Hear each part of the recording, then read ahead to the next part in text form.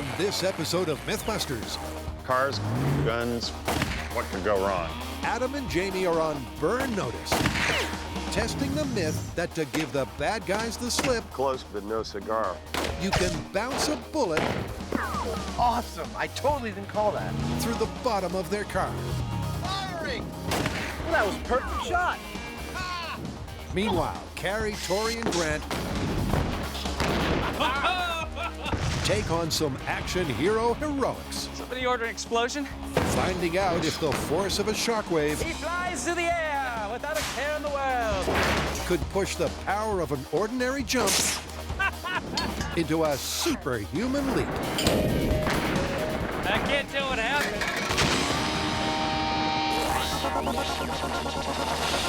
Who are the MythBusters? Adam Savage 70% chance of science. and Jamie Heineman. Is that hot enough for you? Between them, more than 30 years of special effects experience. Together with Tori Belleci, That was insane. Grant Imahara, and Carrie Byron. Let's do it. They don't just tell the myths, they put them to the test.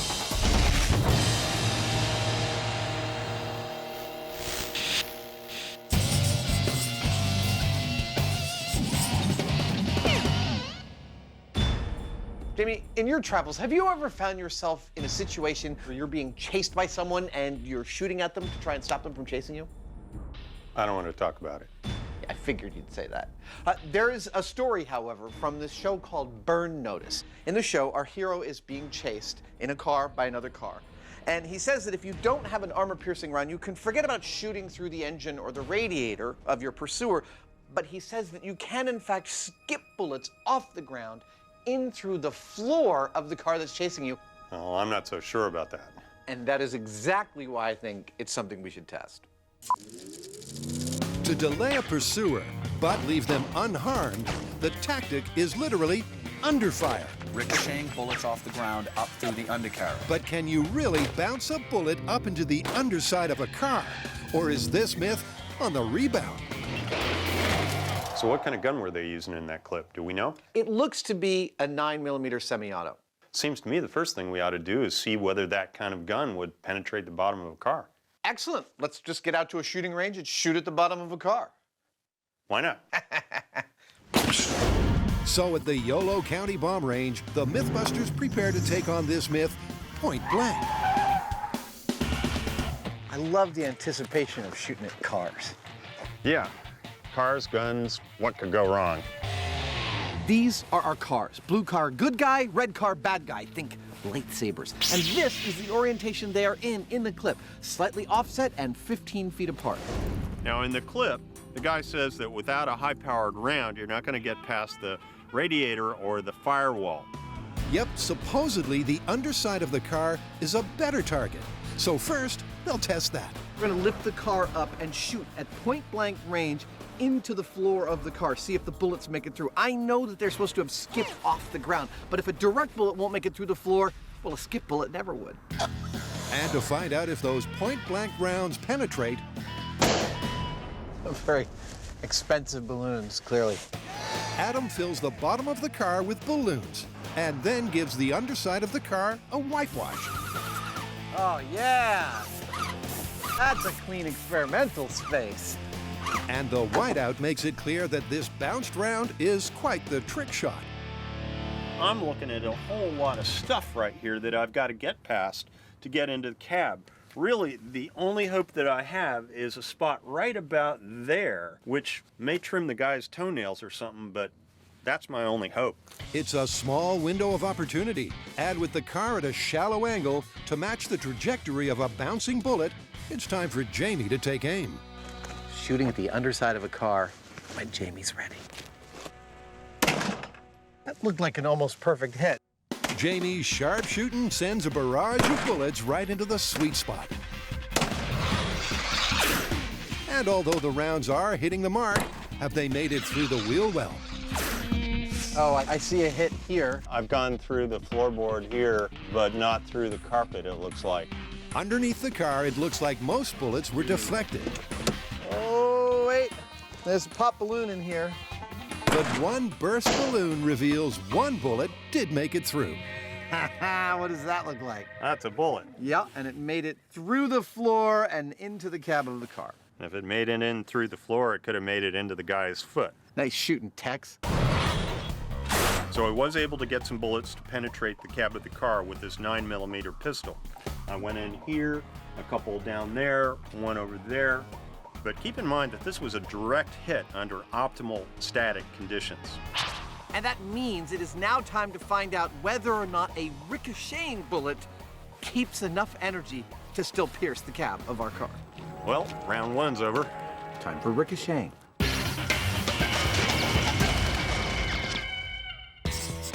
Next, the MythBusters get the jump on Hollywood. What are you looking so excited about? All right, we are testing a Hollywood movie myth dealing with explosions. Great. What is it? All right, so this comes from a classic action movie where the hero is running from an explosive, and just before it detonates, he jumps with all of his might, and, well, you probably know what happens. I know, just as he's mid-air, the blast goes off, and the resulting shockwave actually pushes him through the air, giving him a superhuman jump. Exactly, but is that true? Can a shockwave from an explosion actually push you further than you can jump on your own? Cool. It's a bombastic scene straight from the blockbusters. Escaping an imminent explosion, the hero leaps into the air. And the force of the blast gives them a superhuman boost. But are these filmic physics bang on? Or is this a mission implausible? All right, so obviously we're gonna need a human stand, and I'm not exactly comfortable with any of us getting exposed to a shockwave. Well, sounds like a job for Buster. I think the first order of business is to rig him so he can jump. All right, well, why don't you figure out a way to get him to jump, and while you're working on that, you and I can find out how far he should jump. So hit the track for a little data collection, maybe check out some jump distances, hang time. Exactly, little jump and fact-finding missions. So to jumpstart the myth, Carrie and Tori need to find out the average distance and hang time of a regular long jump. Get in strong. Ready to go jump? Absolutely. We've come to the track at the College of San Mateo to test the myth that the shockwave from a bomb can actually extend your jump.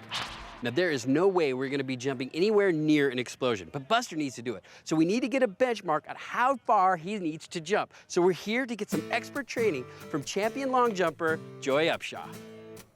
She's good, real good. She is. But first, Joy needs to put a spring in their step with a warm-up I'm beyond warm, I think I'm hot now. before they're ready for parameter number 1, how far the average Joe can leap. All right, let's see you do it. Joy demonstrates exactly how it's done. And she makes it look easy. Wow. Then it's over to the first contender. All right, Carrie, this is your long jump. You get 3 attempts, and then we're gonna average all 3. Are you ready? Yes, here we go. All right, Carrie, get those legs up. Carrie gets a run-up and then leaps for all her worth. Oh my God, I think we've just seen a new world record. I think I got 9 feet with my new technique. Good That job. looked Good painful. job, girl. Painful, I mean graceful. graceful. Well, with 2 more jumps, Carrie's form improves, and so does her distance. Carrie, you went 10 feet. You've increased your distance. Right. Carrie has just finished all 3 of her jumps, and she came away with a 9.5 feet average. That is incredible, considering the fact that she's not that athletic, she's very uncoordinated, and she has a bum knee. It's my turn next. It's not a competition, Tori. It's about data collection and setting the average Joe leaping benchmark. All right, time to get in the zone. Is he putting on a headband? Yes, he is. All right, I'm in the zone. Balachi takes his run-up, Run, run, run. and he really goes the distance. Oh, I got sand in my pants. Whoa, that was about 16 feet. Do it remind you of Michael Jordan, all that air? 2 more jumps, Yeah. and the data on distance is in. All right, your average is 16 feet, mine is 9.5. Good job, you guys. All right, well, why don't we look at the high speed and see how much hang time we're actually getting? Yep, just as important as the average distance is the average hang time of the jumps. You know, after looking at the high speed, I have to say I've never seen form quite like yours, Carrie. Well, look, you got in the air, got some height there. That's form. But the hang time isn't looking good. Even with Tori airborne for 0.5 of a second, getting the timing right in full scale is going to be tough. You know, between the two of us, we're talking about an average of 12 feet and only half a second in the air. Yeah, you know what? That is not going to give us much time to get Buster in the air and then halfway through the jump set off an explosion. Half a second is not enough time to combine both the jump and the blast. But Carrie may have a solution. Now, we did come out here to find out what the average long jump would be from an average person. And between Tori and I, our average is about 12 feet. When you look at that on the high speed, that's not even half a second of hang time. That's a very small window to actually trigger everything that needs to happen, the jump and the bomb. So I think we might have to go with something that gives us more hang time. Maybe a Olympic world record or something like that. Something with like, oh, I don't know, double the hang time of what we can get. Doubling their hang time is crucial. After all, in this myth, the hero is leaping for their life, making this an extraordinary jump. God, I think I'm gonna be sore tomorrow. Tomorrow? Who knew it was going to hurt this bad? Hey, thanks, Joy, for your help. See ya. Oh, God. It's a big bounce from the small screen. For sheer panic, it's hard to beat bullets coming up from the floorboards. But can a bullet on the rebound really shoot through? Well, so far, What does that look like? this myth is not looking like a long shot. Having successfully pierced the postage stamp sized target of the wheel well of our chase car, it's now time to find out if we can get underneath there with a Ricochet bullet. So we've come out here to this runway in lovely Tracy, California. We're gonna start firing some bullets into the ground and see what kind of predictable behavior we can expect from those bullets after they bounce. That's right, they're looking for the bullet bounce butter zone to find the optimum angle and bullet speed for big scale. So using the cars to map out the trajectory of the clip, Adam sets up a remote rig for the firepower and gets an angle on the angle of the gun. Pretty good. So at what angle do we begin shooting into the ground? The first shot is going to be at what I'm going to call the intuition angle. If I was this guy, this is the angle at which I feel like I would have to hit the ground in order to bounce it correctly into the wheel well of my assailant. Turns out it's about 16.5 degrees. Am I right? I have no idea, but it's as good a place as any to begin. It's the natural place to start their rebound analysis. So Adam sets up a backboard to track the angle of the Ricochet. All right, for our first intuition shot, I'm going to load this copper jacketed cartridge into the gun, and we're going to fire it. Guess I'll have to move that way. Excellent. For those of you playing at home, you can stay where you are. The gun is hot in 3, 2, 1. Well, that was a perfect shot. A perfect shot and a perfect bounce. The bullet hit perfectly in the center of our white box. That's great. And based on the bullet hole in the backboard, Adam can get the angle.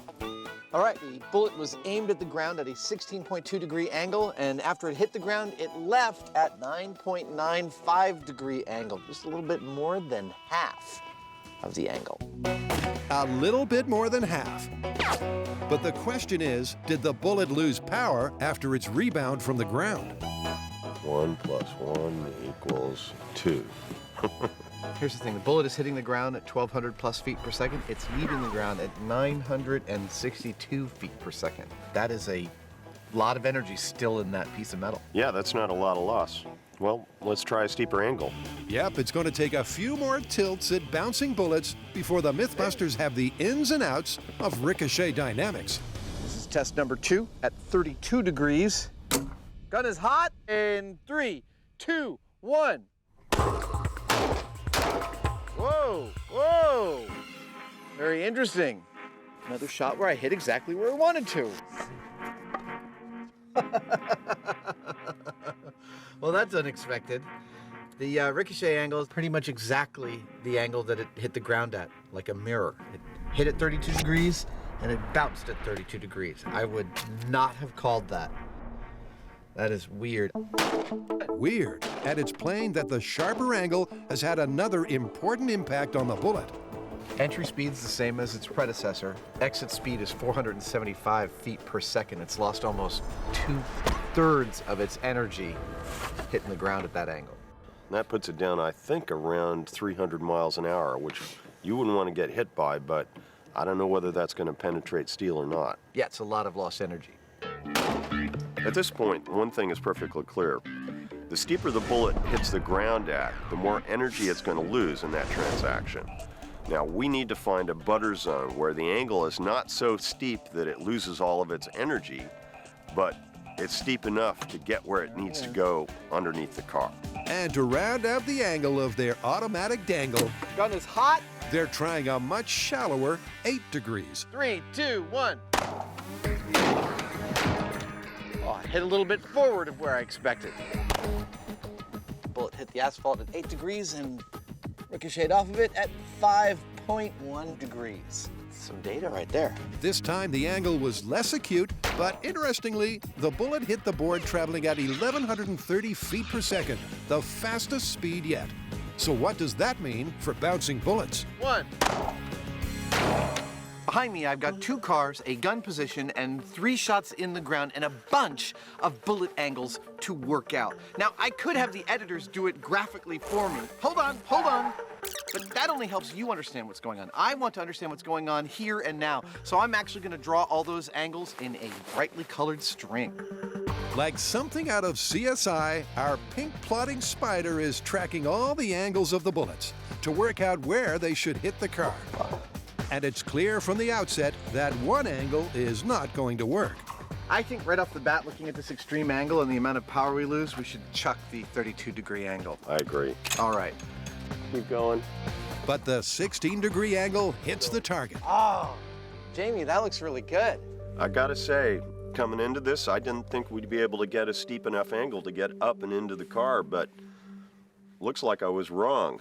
Their angle of aim is determined, but there's still one more test for the bouncing bullet. This right here, it's actually cut from the wheel well of the car that's chasing us. We're going to ricochet a bullet into it to see if 75% of its original energy is enough to pierce this steel plate. Oh, and all the padding that's behind it. Ricochet shot into firewall.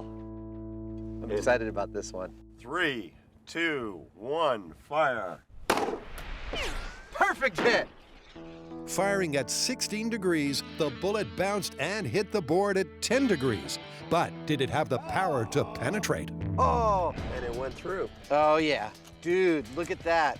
Even the ricochet shot went through all the padding and heat shielding and the firewall. That would have hurt. That is awesome. I totally didn't call that.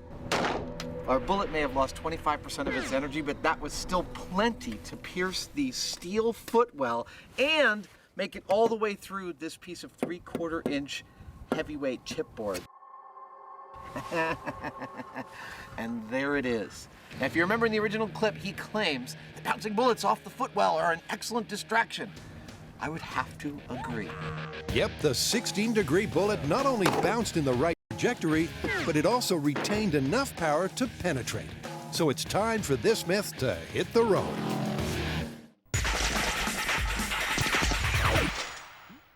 In this explosive surf's up myth, a hero leaps at the last second, and supposedly by catching the shockwave, his jump is amped up to the superhuman.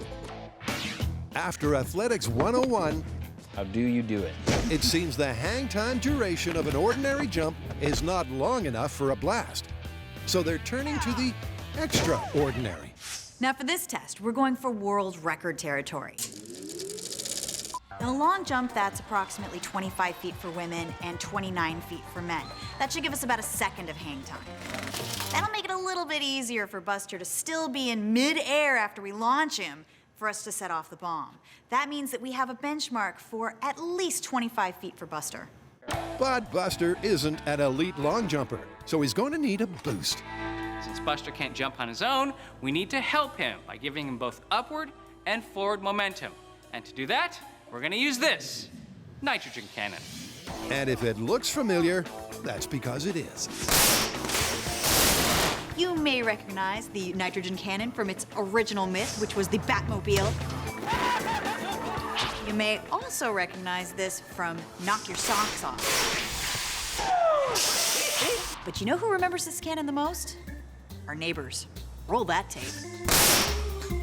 I just wanted to let you know I had a little accident in the shop. I punched a small hole through the wall. Since the cannon will ultimately be just a hop, skip, and a jump from an explosion, It'd have to be so heavy. for its own protection, it gets a full metal jacket. There it is. It's beautiful. Hello. Cannon in a box. Then Tori turns his attention to Buster, fitting him with a strategically placed rod that will launch him at the perfect angle from the cannon. Oh! Landed it. With the rig set, Sometimes you just need a cape. will Jumpin' Jack Flash's leap match the professional jump distance and hang time that they need? Grant charges Nitro to 1,500 PSI, All right, ready for the Naked Avenger. and Buster is ready for jump-off. 3, 2, 1. He flies through the air without a care in the world. All right, let's see how far he went.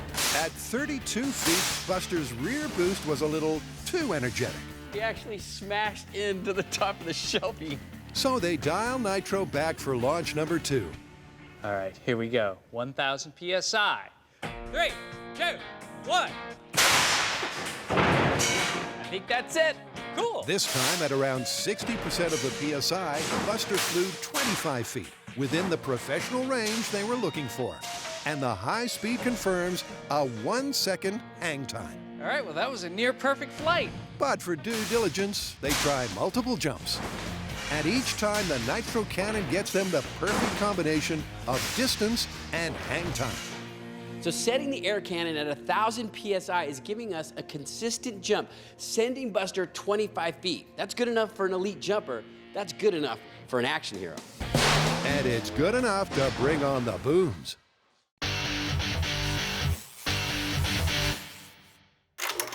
Usually, in a car chase shoot-'em-up, the shooters aim at each other. But this myth is all about taking them out with a sneaky undershot. Fire! So far, the MythBusters have gotten the mythical bullet bounce. Oh! And it went through. But will that change when they start ricocheting in motion? Well, to find that out, Adam and Jamie have to track the trajectory of the bouncing bullet at 40 miles an hour. Only 6 feet away from the truck. Well, no, I'm just extrapolating. So they've puzzled out an ingenious solution.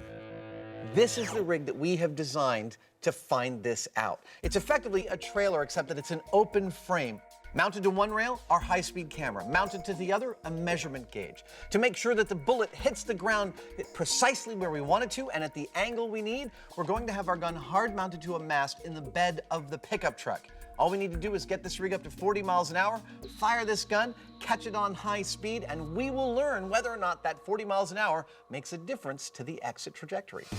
It's got to do a complicated job, but it's a simple build. And in no time at all, they're back out at the range with a lime rig ready for the limelight. Awesome, look at that. It's like it was designed for it. So to find out if the bullet will still bounce at speed, what's the plan? This is how our traveling bullet rig is going to work. While Jamie gets the truck up to 40 to 45 miles per hour, I'll be sitting in the back, protected by this bulletproof shield. When we get to the right spot, I will pull this string, firing the gun. And when the bullet hits, right around here, we're going to be recording it on the high-speed camera. Then we're going to crunch the numbers, and at that point, we will know whether the gun moving 40 miles an hour over the ground affects either the exit trajectory or speed. Yep, this is where the lead hits the road at the best-case scenario angle of 16 degrees. Rolling gun test. 3, 2, 1, go. But will the road ricochet change its trajectory and speed? Jamie guns the truck to the speed from the clip and gives Adam his cue. You're at 45. Here we go. Firing! All right, the gun is fired. The bullet fired, but how did it bounce? I think that worked perfectly. Let's see where it hit. There it is. Pretty much exactly where we expected it to hit. Let's review the high speed and see what the data says. Yeah. And it turns out that everything worked like clockwork. Excellent. We caught it. That's beautiful. Even with the rig traveling at 45 miles per hour, amazingly, they captured the split-second skip.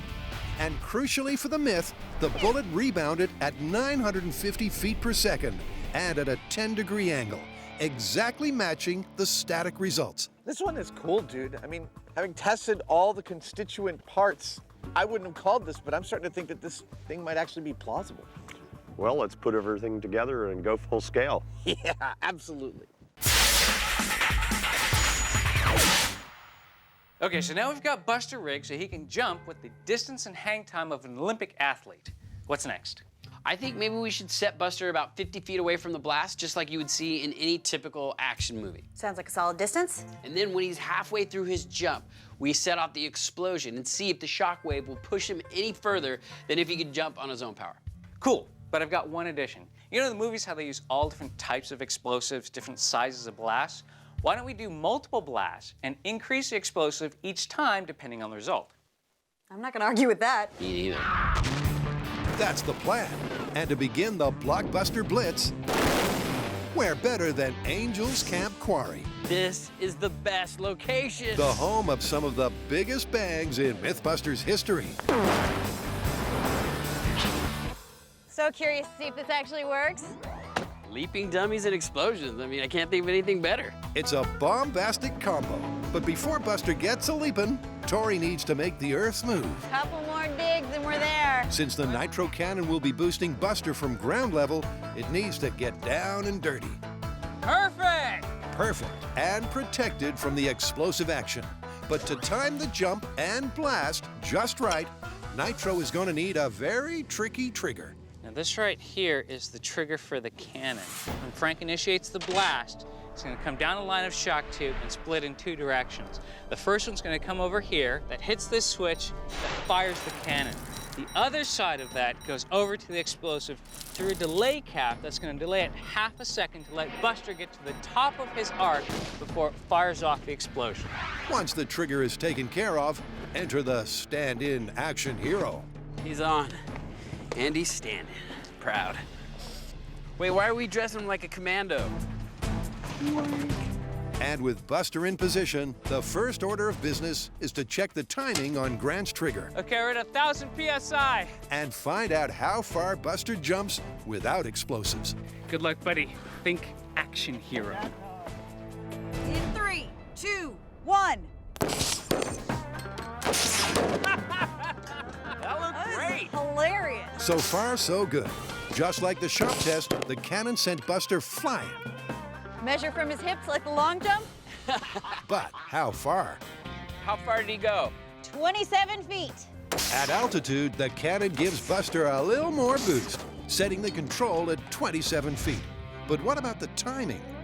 So our timing system worked out, which is great news because this experiment is all about timing. As you can see from the high speed, he goes up and the explosive goes off right at the top of his arc. So now it's time for us to load up 10 pounds of C4 and see if our commando buddy can beat 27 feet. Yep, it's time to add the explosives to the mix. So how's it all gonna go down? Right here we have the seat of the explosion. We're going to gradually increase the amount of explosives we use. Now over here, we have our commandos on our nitrogen cannon launcher. Now what's gonna happen here is we're gonna launch him up into the air. When he's at about a half second of hang time, we're gonna blast off the explosion.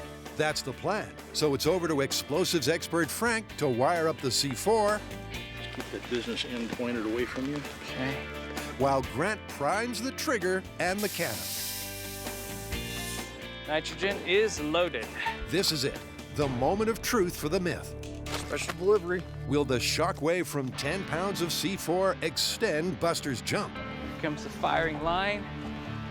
Well, Tori has his doubts. So my guess is when Buster jumps and the explosion goes off in the middle of his jump, he's only going to go as far as he was jumping. The shockwave is going to do nothing for his distance. Well, there's only one way to find out. Safely back in the bunker, 1,000 feet away from launch. I never get tired of this. All right, arming. It's time to count backwards from 3. In 3, 2, 1, fire. Wow, that happened so fast. Yeah. We're going to have to look at the high speed to see exactly what happened, but I don't know. Well, it's clear from the high speed that Buster's jump peaked as the shockwave reached him. But did he fly further than 27 feet? All right, what do you got? 27 feet. So that's a negative on C4. That's a negative on the C4. But when it comes to myth busting, well, one boom is never enough. You can definitely feel that thud. Welcome back to the show. For those of you playing at home, we've been testing the myth that if someone is chasing you in a car and you don't want to kill them by firing bullets through their windshield, you can instead skip bullets off of the ground that will supposedly pierce the underside of the car, distract the driver, make him stop chasing you. So far, we've discovered that bullets bounce off the ground at reasonable angles for this to be possible. That they, in fact, actually can, even after bouncing, pierce the underside of the car. Now we're about to put all of the knowledge we've gathered together into one large, full-scale, full-speed experiment, and we're going to be shooting at this very car. Are you ready?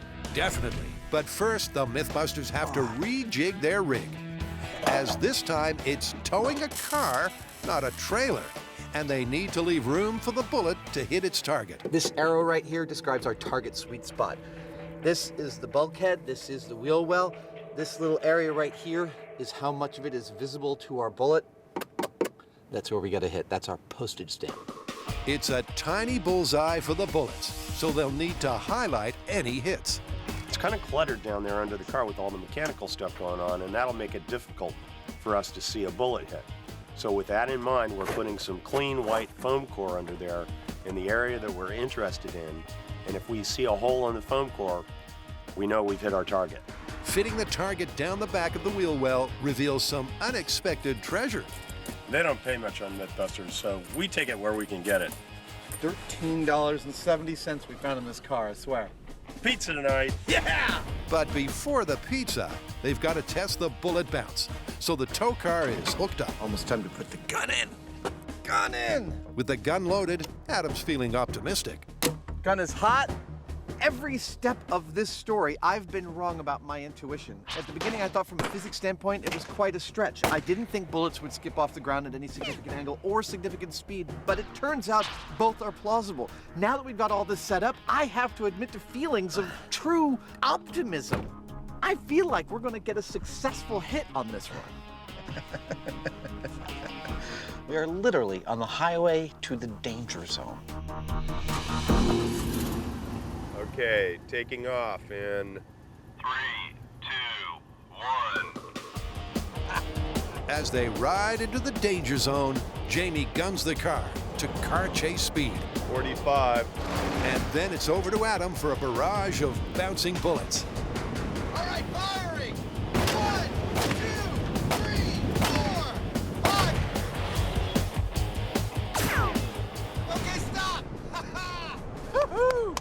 That seemed to work beautifully, dude. 5 bullets bounced, but did any make that mythical target? Interior inspection. The interior is clean. No penetration. No, not that I can see. Inside the cab, there's no sign of penetration. And a look underneath reveals why. Look, I can see 4 of the bullets. They just bounced into the swing arm on their way to find the firewall. It's in the way. Close, but no cigar. Huh? Exactly. A close shot. But although the bullets bounced, there was just too much car in the line of fire.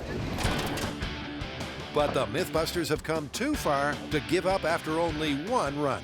So they reset. Excellent. 3, 2, 1, go. And unleash another 5 bullets. Firing. 1, 2, 3, 4, 5. But once again, they're floored by the floor. It definitely didn't come through this piece of cardboard. I have to admit, I'm a little disappointed. After everything that we've learned so far, this seemed so within our grasp, so plausible-like. But it just turns out that there's too much crap underneath this car that is in the bullet's way on its trajectory towards the firewall. And this is the exact same make and model of car that's in the clip we're testing.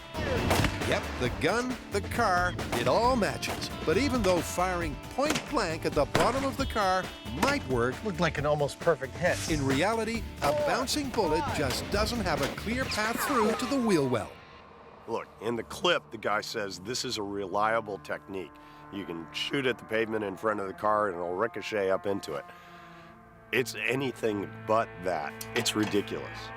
I gotta say, I'm a little disappointed in this one. I was really hoping it would work. Yeah, but you know what? If you want a non-lethal way of getting a guy to stop following you, you should just shoot the darn tire. We should totally do that. Why not?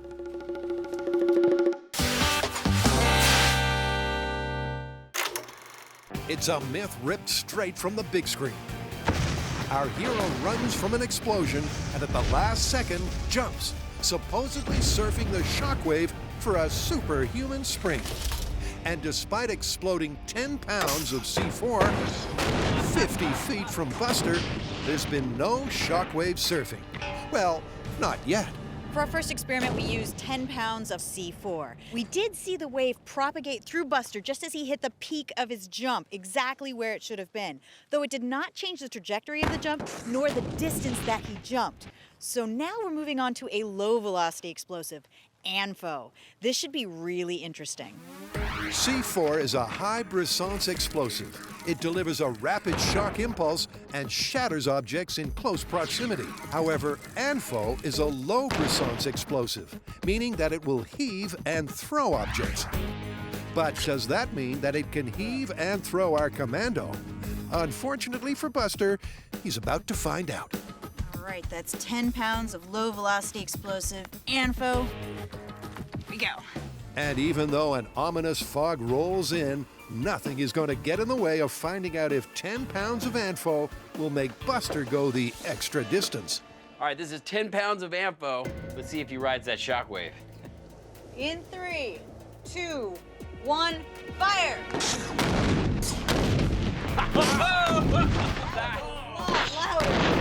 You can definitely feel that thud. Let's see what happens. Yeah. The ANFO definitely packed a punch, and the shockwave is clear to see. But did Buster hitch a ride? All right, what do we get? 27 feet.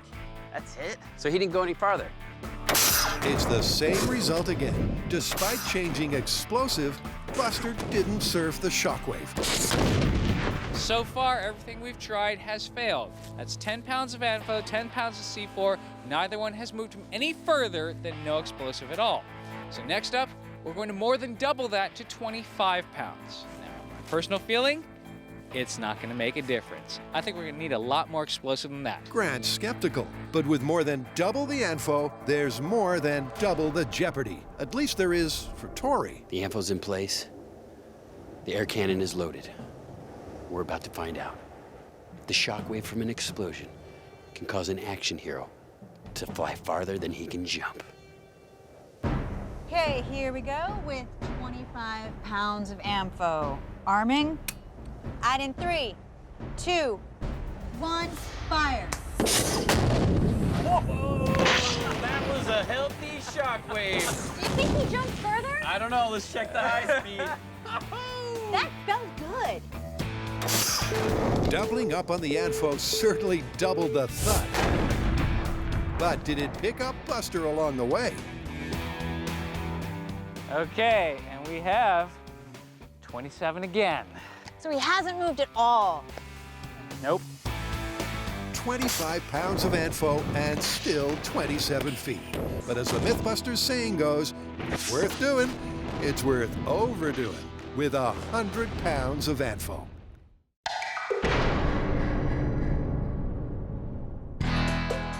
Down at Tracy Airport, the MythBusters are ready to make the rubber meet the round.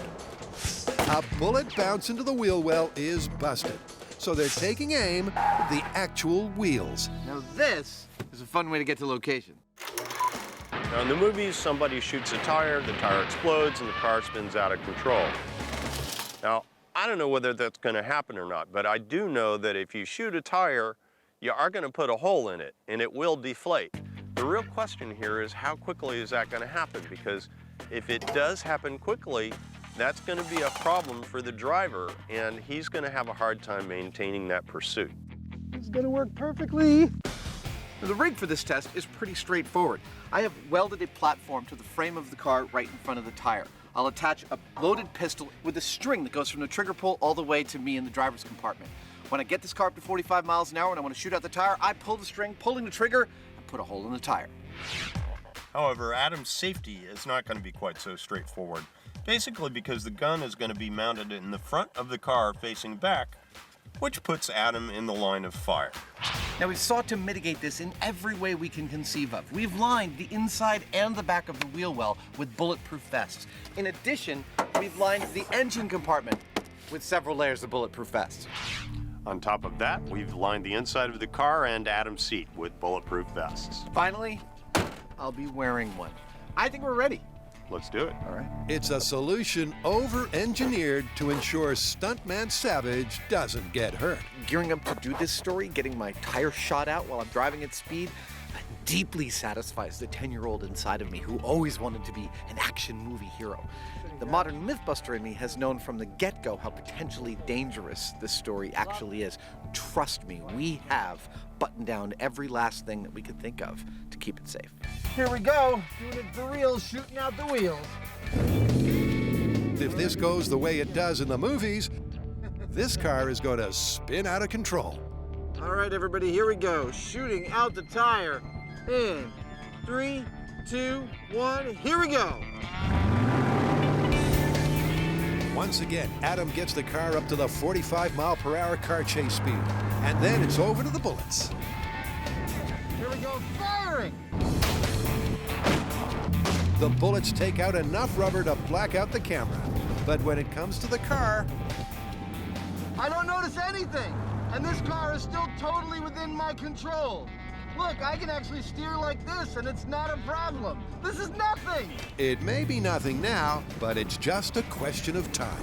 My tire's been shot, and nothing happened. All right, I'm stopping here. Half a mile down the track, and Adam has no alternative but to stop. I lived. How does our tire look? It's flat. That totally worked. It wasn't instantaneous, but that'd stop a pursuit. That would totally put an end to a pursuit. It might not spin the car out of control Hollywood style, but it's more effective than a bounced bullet at stopping a car. This one was a little nerve-wracking in the planning stages. Firing! But flawless in the execution. I got to the prearranged spot, pulled the string, which pulled the trigger. Firing! I heard the gun fire. I did not immediately feel a performance decrease in the car. I was able to drive, but after a few hundred feet, my tire was totally flat. So, skipping bullets off the ground is a reliable technique for stopping a pursuit. Totally busted. If you're gonna shoot at something, shoot at their tires. Yeah. Let's get out of here. Yeah, well, we're not driving. Nope.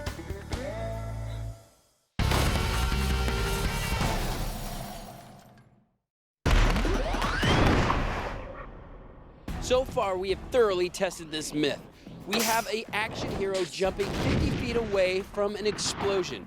Our timing has been perfect. We started off with 10 pounds of C4, moved on to 10 pounds of ammo, then ramped it up to 25 pounds, but still, the shockwave was not enough to push him forward. Now, we're gonna move on to 100 pounds. 4 times the explosive might sound like overkill, but this is a boom or bust test. So far, we haven't actually seen any extra jump distance. I'm not so sure we're gonna see any with this either. But I'm still crossing my fingers. Carrie's fingers are crossed, and Tori, well, he's not prepared to give up on the Hollywood legend just yet. Now, do I think it's gonna make our action hero go farther? Well, I don't know. Maybe it's the kid in me that wants to believe in all these action hero movies that I grew up on. I say yes. I think it's gonna send him a little bit farther. With a hefty pile of info about to go boom, and the cannon primed, maybe this is what it will take for Buster to hang 10. Somebody order an explosion? All right, 100 pounds of ammo. Will it send the action hero flying, or will he fall flat on his face? Everybody ready? Okay, here we go. Arming, and in 3, 2, 1, fire. Dang, that was a big blast. Whoa. Nice disc clap. Yeah. I can't even see him. All right, as soon as the dust cloud clears, maybe we can see if he went any further. 100 pounds of info had the Mythbusters jumping out of their skin. But did that impressive shockwave send Buster surfing? You're looking at the same 25 27 feet. 100 pounds of ANFO and he didn't move at all. 27 feet again. I so wanted this to work. I don't know, maybe it's just watching too many action films, but I really wanted this one to happen. Well, I guess we got no choice but to call this one busted. You can't surf a shockwave. All right, so this myth is totally busted. Yeah, but it's got me wondering, do you think there's any way to surf a shockwave? I don't know. What if we were able to increase your surface area by a huge amount? Maybe having that much more surface area, you might catch the shockwave and push you a little bit further. So maybe we build something to attach to Buster to act as a shockwave catcher. Exactly, and I know just what to build it out of. For his shockwave enhancer, Tori's turning to a combination of the familiar and the bizarre. A steel frame and a blanket? Now you're probably asking yourself, wait a minute, the blanket is not gonna withstand the blast, and you're right. So what we're gonna do is we're gonna spray it with bed liner, because as you remember, bed liner is blast proof. After a quick spray of bed liner to harden it up, the team is back at the quarry Giant kite, huh? We'll see, it's like a big sail. to give Buster his bomb-proof blanket That is gorgeous. Let's see if he flies. for a control test. In 3, 2, 1, fire. Perfect! The heavier rig has Buster flying a slightly shorter 23 feet. But will the explosion fling him further? This is it, the final experiment to see if a man can ride a shockwave. Everything's staying the same. We're using 100 pounds of ANFO. The explosion is gonna be 50 feet away from the jumping man, and he is gonna jump a half second before the explosion goes off. The only thing that is changing is we are strapping a sail to his back. That added surface area might give us the edge we need to get him to jump further. Let's see if that works. All will be revealed, but Grant still thinks it could be a long shot. Okay, so here's the thing. The reason why I think Buster hasn't jumped much further so far is because while the shockwave moves very quickly, it only moves a relatively small amount of air, a layer perhaps 12 inches thick. And that's not enough force to push him any further.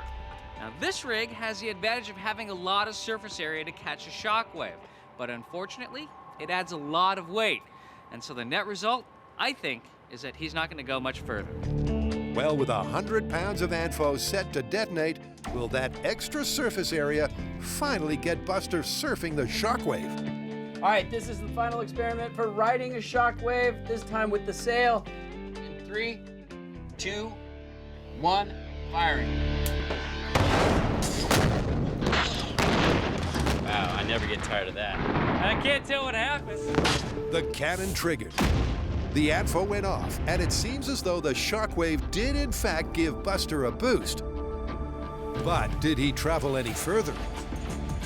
5 feet, I can't wait to see if it worked. 10 feet, 15 feet, 20 feet, 23 feet. What? He didn't go any further at all. That was the same as the control test. Okay, we gave it everything we got. And we still didn't get that Hollywood-style jump and then just blow up. All right, well, I guess it's busted. I'm a little disappointed in Hollywood. All right, busted. Busted. Again. And that was so cool to watch him jump through the air and the explosion going off. Yeah, you know what? Being an action hero is a tough job.